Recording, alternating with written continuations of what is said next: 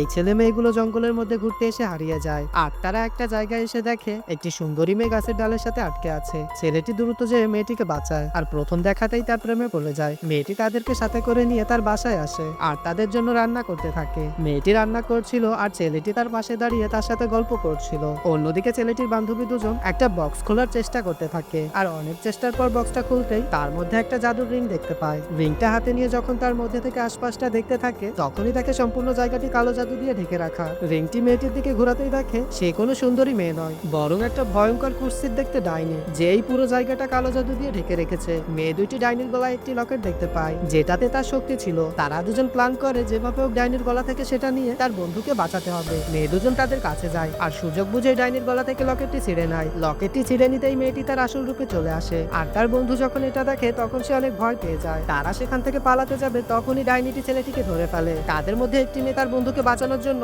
ডাইনিটির মাথায় আঘাত করে তাকে বেহুশ করে ফেলে। ডাইনিটিকে তারা রান্নার পাতিলের মধ্যে রেখে এখান থেকে বের হবার রাস্তা জিজ্ঞেস করে। ডাইনিটি রাস্তা বলে দিতে তারা তাকে পাতিলের মধ্যে আটকে রেখে সেখান থেকে রিংটির সাহায্যে রাস্তা চিনে বাসায় ফিরে আসে। ভিডিওটি কেমন লাগলো অবশ্যই কমেন্ট করে জানাবেন আর যদি ভালো লাগে তাহলে চ্যানেলটি সাবস্ক্রাইব করে রাখতে পারেন।